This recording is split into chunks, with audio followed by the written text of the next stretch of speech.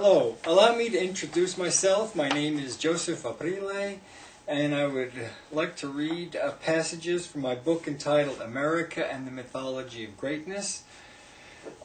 This book was inspired by the fact that I feel that we live in ominous times, and that I believe one of the reasons why this nation seems to be bogged down as it is because we have we hold to a series of myths that do not coincide with reality, and basically this is what my book attempted to treat.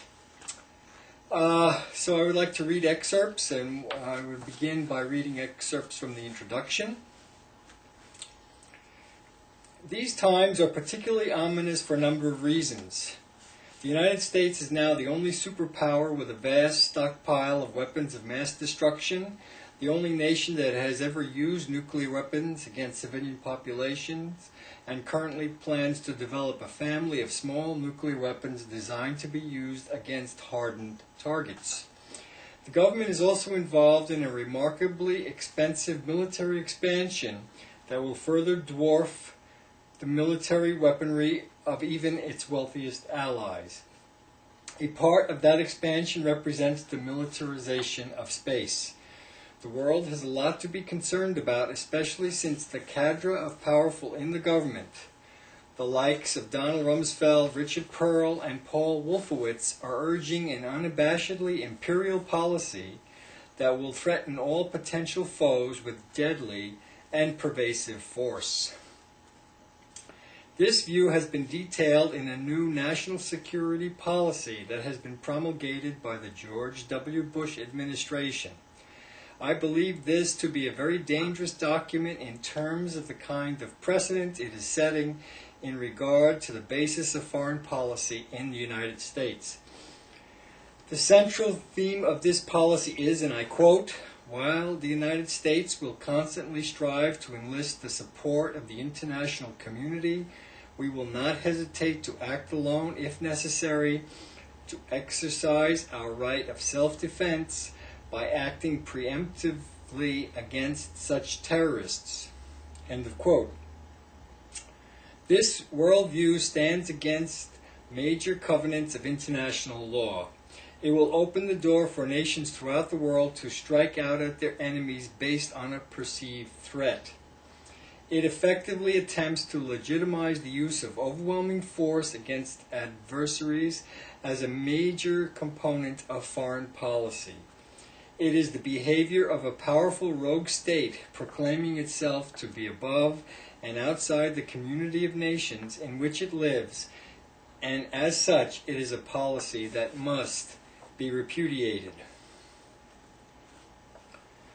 I would like to next read part of the introduction which deals with the Patriot Act, an act that was basically forced through Congress after September 11th terrorist attack on the United States.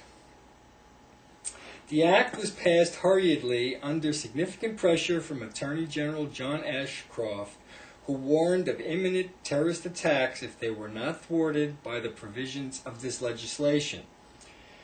The Congress caved in under this intense pressure and essentially abrogated its obligation to debate such a profoundly important issue, a behavior reminiscent of the passage of the Gulf of Tonkin resolution that ushered in the debacle that was the Vietnam War. This act has undermined aspects of the First, Fourth, Fifth, and Sixth Amendments to the Constitution.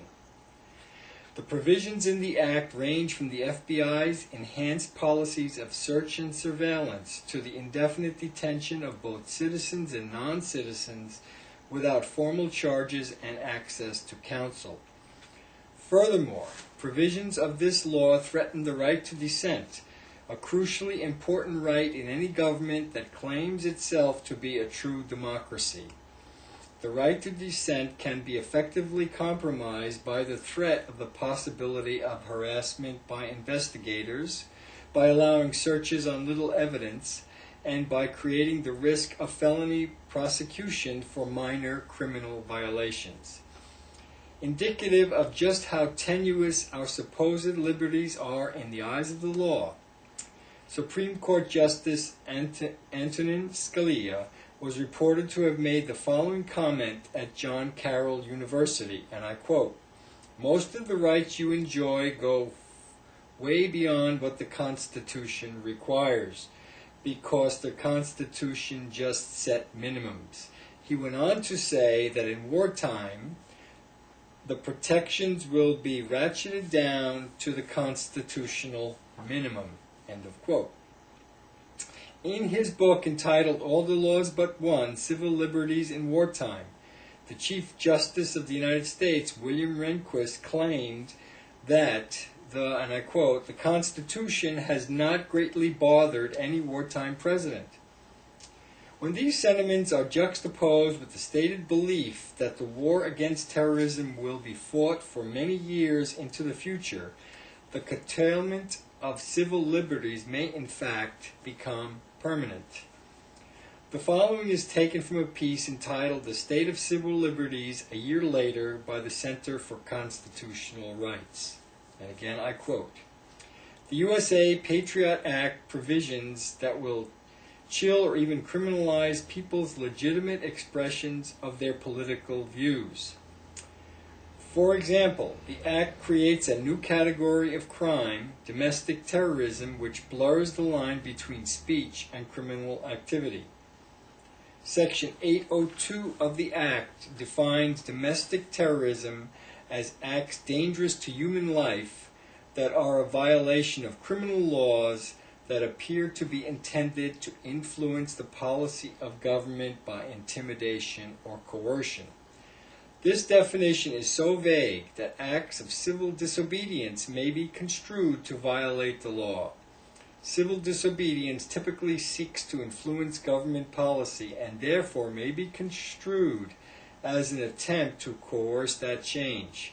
Furthermore, the portion of the definition stating that acts must be dangerous to human life is extremely broad.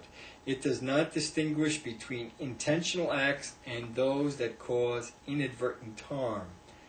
Such a broad definition invites abuse.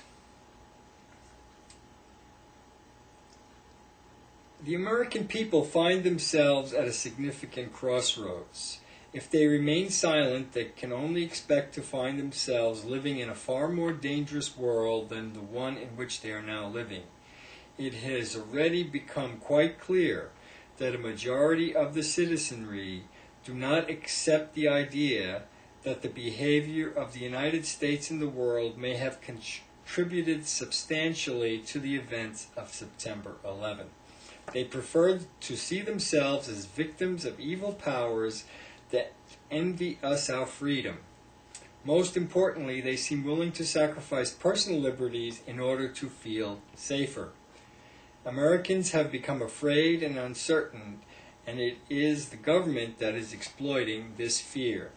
The policies and behavior that the leadership is following will, in fact, make Americans far more vulnerable, especially when they venture far from their own borders. It is only through concerted, persistent effort that the nation can be made to change course and avoid the abyss we are all heading for. If generations to come are to see a meaningful future, we must insist on a change in the way we see ourselves and our place in the world. The veils of myth and self-delusion must be lifted so that we might collectively regain our sanity. Preserving our privileged place in the world through brutal force and the threat of force may succeed in the short term, but is bound to fail over time.